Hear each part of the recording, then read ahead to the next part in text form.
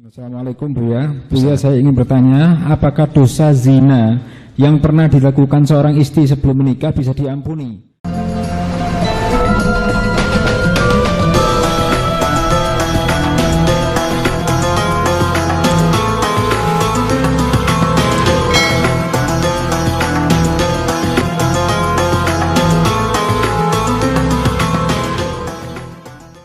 Assalamualaikum Buya, saya ingin bertanya, apakah dosa zina yang pernah dilakukan seorang istri sebelum menikah bisa diampuni dengan melakukan sholat taubat tetapi setelah menikah? Apakah 8 pintu surga seorang istri masih terbuka karena dosa tersebut Buya? Mohon penjelasannya. Baik, masalah zina, semoga Allah menjauhkan kita dari zina. Zina itu kehinaan, hanya orang rendah yang berzina. Maka jika ada seorang hamba teruji dengan perzinaan, maka dia telah terendahkan. Susah melakukan zina kecuali bagi orang rendah. Semoga yang pernah kepleset dalam zina Allah ampuni dan Allah beri kesadaran. Sebelumnya saya kasih kisah. Ada namanya Hindun, Sayyidah Hindun. Itu adalah seorang wanita yang pernah menyuruh Wahsy membunuh Sayyidina Hamzah.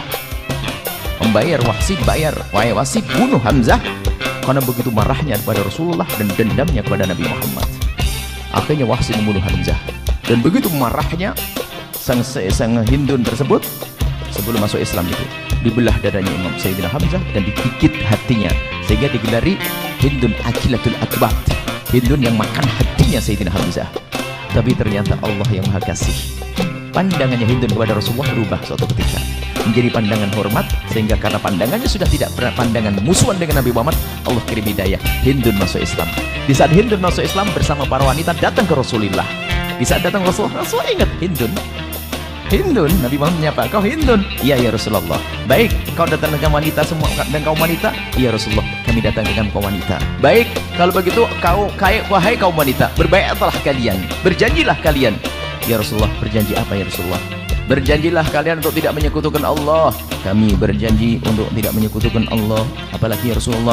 Berjanjilah kalian untuk tidak mencuri. Kami berjanji untuk tidak mencuri. Apalagi ya Rasulullah? Berjanjilah kalian untuk tidak minuman keras. Kami berjanji untuk tidak minuman keras. Apalagi ya Rasulullah? Berjanjilah kalian untuk tidak berzina.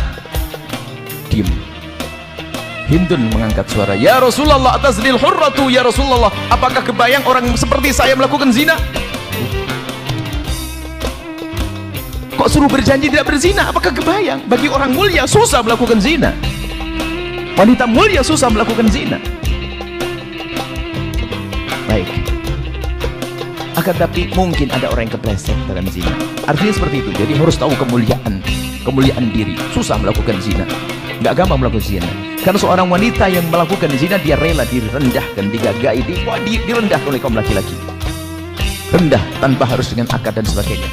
Tapi ketahuilah, Allah Maha luas dengan pengampunnya. Mungkin ada di antara yang mendengar suara ini, mungkin, dan semoga tidak ada. Mungkin ada yang pernah kepleset dalam zina. Allah Maha luas dengan pengampunannya. Sebesar apapun dosa tersebut, ketahuilah, kalau minta ampun kepada Allah dengan serius, at-taibu minal dzambi kaman la dzambalah. Orang bertobat dari dosa seperti orang tidak pernah punya dosa. Apalagi dosa terjadi dulu pada masa mudanya. Agar tapi urusan perzinaan secara tobatnya yang pertama adalah sembunyikan dari manusia. Jangan sampaikan kepada siapapun dari bangsa manusia. Manusia tidak bisa mengampuni, manusia hanya bisa mencaci dan menghinakan kita. Anda, kalau ada pernah kepleset, tutup aib tersebut. Jangan ceritakan kepada siapapun. Jangan kepada calon suami, jangan kepada siapapun. Tutup. Ada seorang datang ke Rasulullah, ya Rasulullah, halaktu wa qad zanaitu fatahhirni. Ma'is. Ya Rasulullah, aku kepleset dalam zina, sucikan aku ya Rasulullah.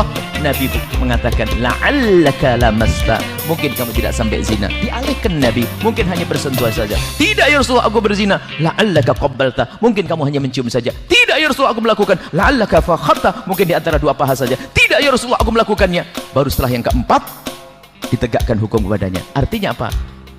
Urusan perzinaan hendaknya kita tutup. Sebab aibnya zina bukan seperti yang lainnya. Orang kafir masuk Islam mu'allaf, cucu masih bisa bangga. Ayahku mu'allaf, kakekku mu'allaf. Tapi kalau seorang cucu punya kakek berzina, akan nempel aib itu di jidatnya sampai kapanpun. Maka takutlah kepada zina. Ada pintu halal, kenapa harus masuk zina? Tapi apapun bentuknya, mungkin ada orang yang pernah kepleset dalam zina. Anda bertobat, minta ampun kepada Allah. Syarat tobat yang pertama urusan zina, jangan cerita pada siapapun dari bangsa manusia. Kalau Anda pernah bercerita, sudah cukup untuk dia saja yang tahu. Selebihnya jangan. Kemudian setelah itu mengadulah di tengah malam. kepada Allah dengan tetesan air mata.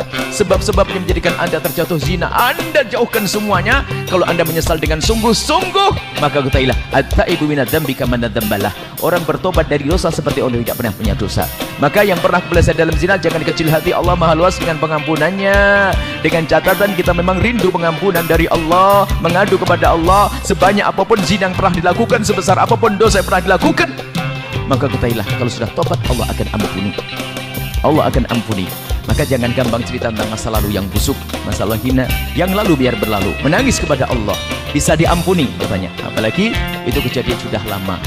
Akan tapi lebih dari itu yang perlu kami ingatkan, yang sudah menikah, seorang wanita zaman ini kami mendapatkan pengaduan mengerikan sekali. Wanita-wanita gara-gara ada WA grup teman SMA mulai tergoda, sebenarnya keluar dari kesetiaan kepada suaminya. Ini banyak, ada yang terjadi. Jadi anak ibu-ibu sudah umur 55, ada ibu-ibu umur 60 tahun, subhanallah, dihinakan oleh hawa nafsunya gara-gara grup WA, grup reuni SMA zaman dahulu, sehingga terkenang dengan tak taunya sudah menjadi duda dia, tak taunya ada WA dan sebagainya. Sudah tua sampai anaknya kebingungan mengurusi ibunya, tak taunya lebih senang lari dan melakukan kehinaan zina. Hati-hati, bahkan punya suami karena dia wanita direndahkan. Akan tapi takutlah kepada Allah. Jaga kalau punya grup WA, hati-hati. Jika ada yang mengajak masuk neraka, jangan mau. Urusan syahwat itu ya, jangan sampai masuk kepada pintu zina, jangan dekati zina. Naudzubillah. Kadang belum tentu orang tersebut lebih bagus, akan tapi setan yang menjadikan bagus. Mungkin suaminya lebih segala-galanya, cuman gara-gara seorang perempuan tidak pernah menjaga matanya, sehingga dia akan tergoda lalu melakukan keharaman dengan laki-laki lain yang mungkin lebih rendah dari segala-galanya, akhlaknya, kegantengannya dan segalanya. Karena apa? Setan yang menghiasinya. Takutlah masalah ini. Banyak pengaduan-pengaduan seorang istri, bahkan seorang istri yang ngadu dengan dirinya sendiri yang mengadu. Dia tiba-tiba berkata, "Buya, kenapa saya masih sudah punya suami? Tiba-tiba kalau saya terpesona dengan kawan lamaku dan saya susah menghilangkan kenangan itu. Saya tiba-tiba ingat sampai saya dengan suami saya kurang mengabdi." Dia insaf.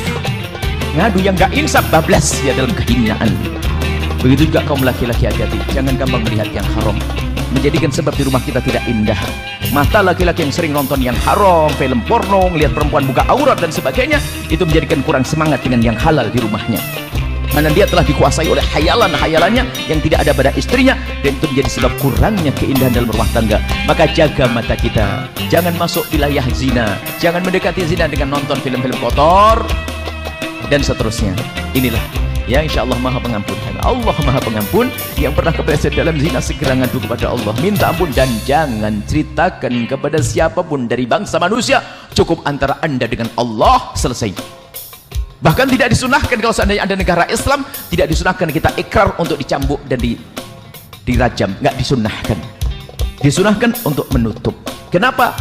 Ini lebih aman. Kenapa? Dia tidak hidup sendiri. Agar apa? Agar anaknya tetap terhormat, agar keluarganya tidak tetap terhormat. Tapi kalau sudah dia dirajam, biarpun dirajam itu masuk surga, maka keluarganya akan berkata, "Oh, nenekmu ya itu, ibumu ya itu." Di zaman sekarang tidak mustahil ada orang merendahkan. Pada zaman Nabi ada. Waktu kisah Ghamidiyah itu, setelah dirajam oleh Rasulullah, mati, dirajam, ada sebagian berkata, "Mici, mati dalam keadaan dirajam karena zina." Direndahkan. Nabi marah. Kalau seandainya ditimbang tobatnya perempuan ini dengan amalnya ahli Madinah, niscaya lebih besar beratnya tobatnya wanita ini. Artinya tidak boleh direndahkan kalau orang bertobat. Hati-hati. Kemudian setelah itu, tolong jangan sekali-kali membicarakan orang berzina, menggunjing orang berzina. Dosanya besar sekali. Naudzubillah. Khawatir kita diuji oleh Allah dengan kehinaan yang serupa. Kalau Anda mendengar berita perzinahan, bahkan kalau ada orang bercerita kepada Anda tentang perzinahan, tutup, biar kita saja yang tahu, selesai. Jangan cerita ke siapapun. Inilah cara bertobat dari zina. Semoga Allah menjauhkan kita dari zina. Ada pintu halal, ada cara nikah yang gampang. Kalau belum berani resepsi, ya yang gratisan, ya nggak pakai resepsi dulu lah. Yang penting beli ayam kayak gitu sudah beres. Jangan masuk wilayah zina. Hati-hati ya. Zina adalah hina, dan hina pintu halal mudah. Kalau ada yang menikah hari ini, tak nikahkan depan Habib Syahlan, langsung nikah Habib. Sekarang nikah hal kan repot. Kenapa harus masuk pintu yang haram? Haram, nikah gampang. Datang ini selesai nikah. Masalah resepsi mungkin nanti setelah punya cucu, tak apa-apa. Repot nikah kok jadi halal itu penting, haram itu yang bahaya. Zina adalah hina, selesai. Bulan depan nikah masal datang saya. Ya, insya Allah, insya Allah. Yang mau daftar silahkan stayer ya.